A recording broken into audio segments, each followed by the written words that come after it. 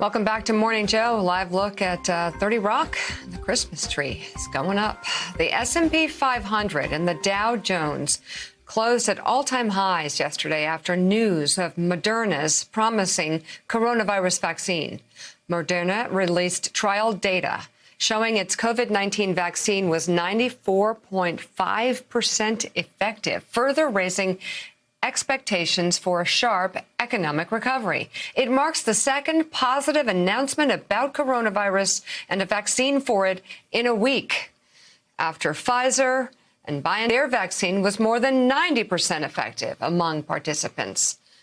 The market likes it, but there is concern about vaccine distribution. Incoming Biden White House Chief of Staff Ron Klain tells the Associated Press, quote, "We now have the possibility of a vaccine starting perhaps in December or January. There are people at HHS making plans to implement that vaccine. Our experts need to talk to those people as soon as possible so nothing drops in this chains of power." The Trump administration pushed back in a statement saying, in part, the CDC's distribution playbook is publicly available and state plans were produced by governors weeks ago and published online.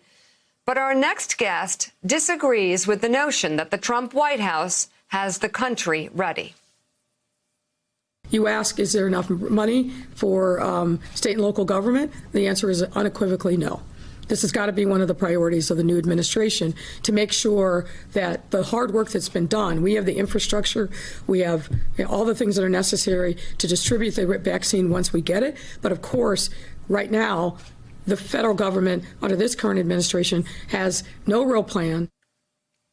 And the mayor of Chicago, Democrat Lori Lightfoot, joins us now. Chicago is under another stay-at-home advisory, which began yesterday morning and will last for the next month as COVID cases in the state hit 11 straight days of more than 10,000. I mean, this is running rampant. We're hearing stories across the country of hospitals concerned about being overwhelmed.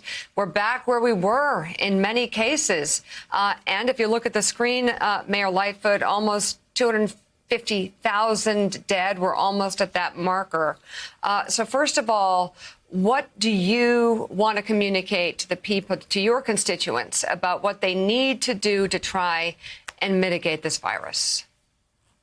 Well, first of all, they've got to break out of the COVID fatigue that I think all of us, and too many of us, were under. Yeah. When we started looking at projections of what our death rate would be between now and the end of the year, and saw numbers conservatively that if we did nothing else, another 1,000 Chicagoans would die, that was a wake-up call, and it's a wake-up call for all of us.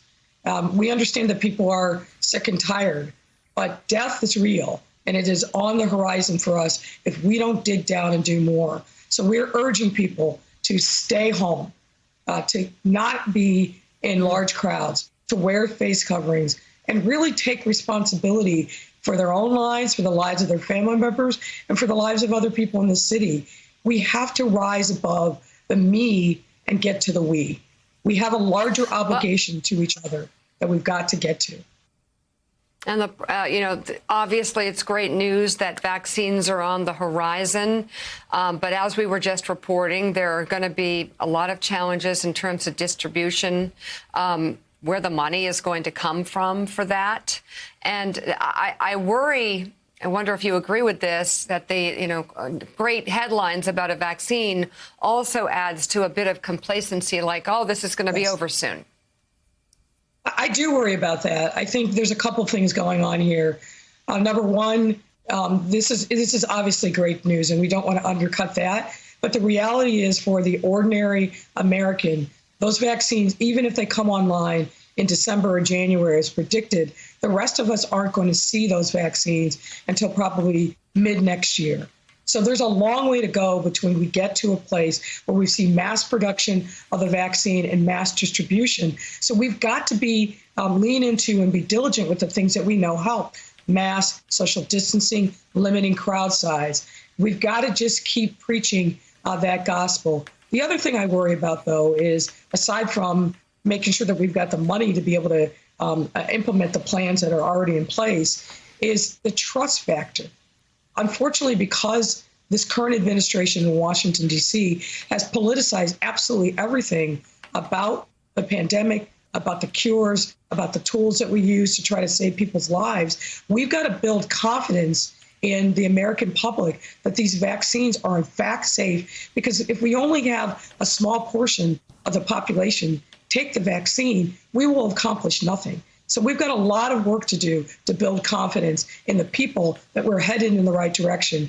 But that starts with today making sure that we do the right things and save ourselves, save our families, save our cities and towns. Thanks for checking out MSNBC on YouTube, and make sure you subscribe to stay up to date on the day's biggest stories. And you can click on any of the videos around us to watch more from Morning Joe and MSNBC. Thanks so much for watching.